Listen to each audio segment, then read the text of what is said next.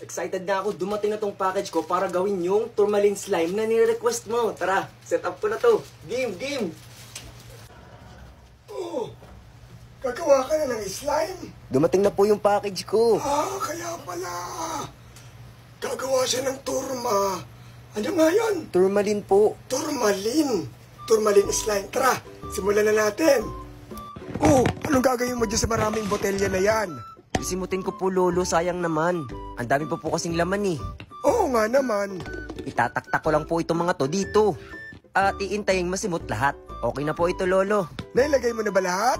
Opo, ilalagay ko na po itong activator. Di ba konti-konti lang, no? Opo, Lolo, konti-konti lang. Ano nga ulit yung gagawin mo? Tourmaline slime po. Ano? Formalin? Hindi po formalin. Tourmaline. Iba naman po yung formalin eh. Sa iba po yung ginagamit, Lolo. Ang dami mo pang nakuha, no? Siyempre po, kailangan maging matipid tayo. Ang dami ko na pong nabibiling glue eh. Alam mo po ba, Lolo, sobrang tagal kong inintay yung package ko para makagawa ng mga ganitong slime. Talaga? Galing pa po kasing ibang bansa yun. Naghahanap po kasi ako dito ng mga ganun, wala po akong mabili. Siguro mahal yun, no? Medyo mahal nga po. Aba, ang bilis. Nabuo mo na. Opo, Lolo, sanay na akong gumawa ng slime eh. At syempre, kailangan nating simutin yung mga slime dito sa board para walang kalat. Nasa na naman si Troy dyan? Di ba po, Lolo, may pasok ko ngayon? Ay, oo nga pala, ano?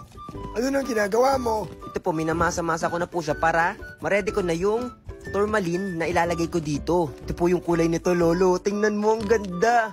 Aba, kakaiba. Ang ganda. Ano kaya magiging itsura niya, ano? Tingnan po natin. Sayang wala si Troy dyan. Hindi niya makikita to. Kailangan na ibuhos ko to lahat at tak-tak, sayang naman. Medyo mahal pa naman yung bill ko dito. Pwedeng ako gumawa ng iba? Pwedeng-pwede po, Lolo. Meron pa po akong dalawang kakaibang kulay na in-order. Mahuhulaan kaya nila? Pag nahulaan nila, Lolo, yun yung gagawin ko. Ang hirap naman hulaan ng formalin na yan. Hindi naman po formalin. Tourmaline po. Ay, oo nga pala, Tourmaline. Inspired po ito sa iba't ibang klaseng stone. Saktong-sakto yung comment niya, Lolo. Sakto dun sa kulay na in-order ko. Halu-haluin mo na, gusto ko nang makita. Opo, Lolo, at pagugulong-gulungin ko po ito dito.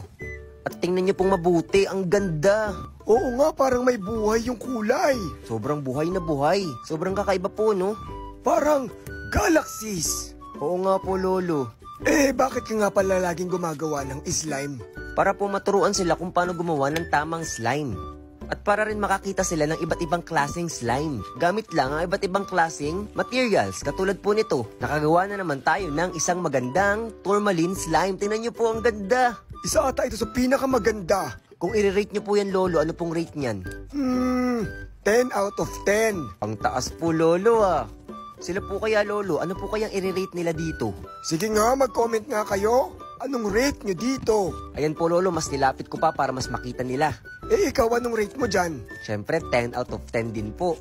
Lolo, ano pong magandang pangalan dito? Teka, mag-iisip ako. Pink Galaxy! Wow, Pink Galaxy? Ayos po yan, Lolo ah. Pwes, tatawagin ko na tong Pink Galaxy.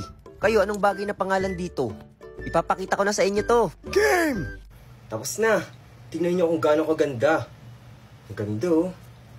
Oh. Diba? Gawa na rin kayo.